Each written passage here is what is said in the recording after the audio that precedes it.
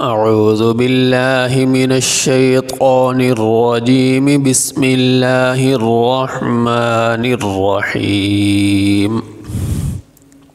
یہ ویڈیو آپ کی خدمت میں لرن قرآن ویب کی جانب سے پیش کی جا رہی ہے۔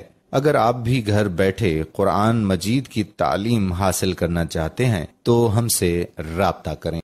وما هو بقول شاعر قلیلا ما تؤمنون۔ یہ واو کے اوپر تشدید ہے، یہ جو واو کے اوپر 3 دندانے سے بنے ہوئے سین کی طرح یہ پڑا ہوا، اس کو کہتے ہیں تشدید۔ جس حرف کے اوپر تشدید ہو اس حرف کو کہتے ہیں مشدد۔ تو یہ جو واو کے اوپر تشدید ہے یہ پڑھی جائے گی اگر اس آیت کو ملا کے پڑھیں گے، پھر یہ تشدید پڑھی جائے گی۔ یہاں ہم نے وقف کر لیا تو اب یہ تشدید نہیں پڑھی جائے گی۔ جب دونوں آیتوں کو ایک سانس میں پڑھیں گے تو پھر یہ تشدید پڑھی جائے گی۔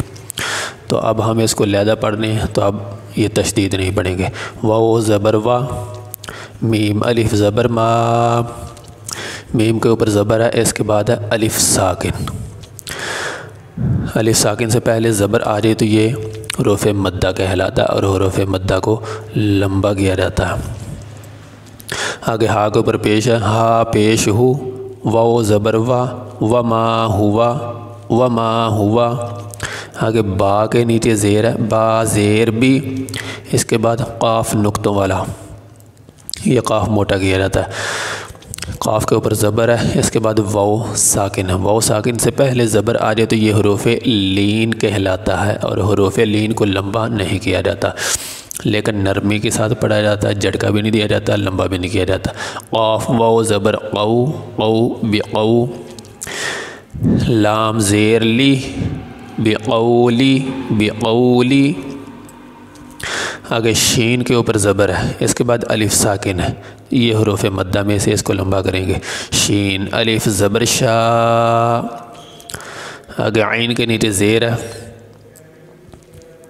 اس کے بعد را کے نیچے زیر ہے، تنوین ہے۔ تو را کے نیچے زیر آ جائے تو را کو بریک پڑھتے ہیں، را کے نیچے زیر آ جائے را کو بریک پڑھتے ہیں۔ تو یہاں را کے نیچے زیر آ گئی، اس لیے را کو بریک پڑھیں گے۔ یہ قا چھوٹا سا پڑا ہوا قا، یہ وقف کی نشانی ہوتی ہے، یہاں وقف کرتے ہیں، سانس لے سکتے ہیں۔ تو یہاں ہم وقف کریں گے اس لفظ کے اوپر، تو جب اس پہ وقف کریں گے تو وقف جس لفظ پہ کیا جائے اس کے آخری حرف کو ساکن پڑھا جاتا ہے۔ تو اس کا آخری حرف ہے را، را کے نیچے 2 زیر، تنوین۔ تو جب ہم یہاں وقف کریں گے تو را کو ساکن پڑھیں گے، را کو ساکن پڑھیں گے، اور ساکن حرفوں کو ہلا کے نہیں پڑھا جاتا، اس لیے را کو ہلائیں گے نہیں وقف کے وقت، یہ خیال کرنا۔ وما ہوا بقول شاعر، بقول شاعر، شاعر۔ قاف زبر قا، یہ قاف نقطوں والا موٹا پڑھا جاتا ہے۔ آگے لام کے نیچے زیر ہے، اس کے بعد ہے یا ساکن، یا ساکن سے پہلے زیر آ جائے تو یہ حروف مدہ کہلاتا ہے، اس لیے اس کو لمبا کریں گے، یہ حروف مدہ میں سے۔ لام یا زیر لی، قلی، قلی۔ آگے لام کے اوپر 2 زبر آگے، تنوین آگے، 2 زبر 2 زیر 2 پیش کو تنوین کہتے ہیں۔ تو یہ لام کے اوپر تنوین ہے، تو تنوین کے بعد میم آ جائے تو تنوین کو میم کے ساتھ ملا کے پڑھا جاتا ہے، غنّے کے ساتھ، تنوین کو میم کے ساتھ ملا کے غنّے کے ساتھ پڑھا جاتا ہے۔ تو یہاں میم کے ساتھ ملا دیں گے، لام میم 2 زبر لم، قلیلم، قلیلم۔ اس کے بعد میم کے اوپر زبر ہے اور اس کے بعد الف، تو الف سے پہلے زبر آ جائے تو یہ حروف مدہ کہلاتا ہے، حروف مدہ کو لمبا کیا جاتا ہے، تو یہ حروف مدہ میں سے اس کو لمبا کریں گے، میم الف زبر ما، قلیلا ما۔ آگے تا کے اوپر پیش ہے، اس کے بعد حمزہ ساکن آ گیا، یہ حمزہ واو کی شکل میں لکھا ہوا ہے، یہ چھوٹا سا حمزہ پڑا ہوا نیچے واو ہے، تو یہاں یہ حمزہ پڑھا جائے گا، واو نہیں پڑھا جائے گا، یہ حمزہ ہے، حمزہ ساکن ہے، یہ اوپر جزم ہے، جس حرف کے اوپر جزم ہو وہ حرف ساکن ہوتا ہے، تو حمزہ ساکن، تا حمزہ پیش تو جھٹکا دیں گے، تا حمزہ پیش تو، آگے میم کے نیچے زیر ہے، میم زیر می، یہ نون کے اوپر پیش ہے، اس کے بعد ہے واو ساکن، واو ساکن سے پہلے پیش آ جائے تو یہ حروف مدہ کہلاتا ہے، اور حروف مدہ کو لمبا کیا جاتا ہے، نون واو پیش نو،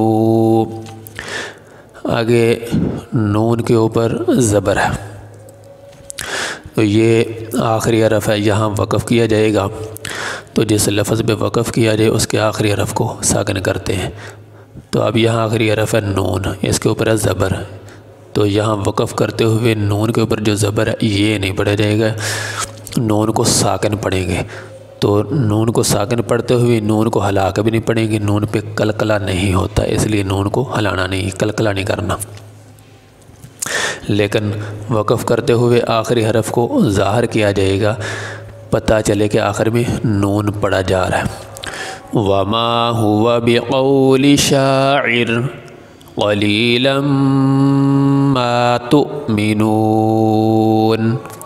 قَلِيلًا مَا تُؤْمِنُونَ تُؤْمِنُونَ، یہاں وقف بھی کر سکتے ہیں اور ملا کے بھی پڑھ سکتے ہیں، ملا کے پڑھنے کی صورت میں یہ تنوین پہ غنہ ہوگا، اس لیے کہ تنوین کے بعد حروف حلقی میں سے کوئی حرف نہیں ہے، اس لیے یہاں غنہ کریں گے، وَمَا هُوَ بِقَوْلِ شَاعِرٍ قَلِيلًا مَا تُؤْمِنُونَ۔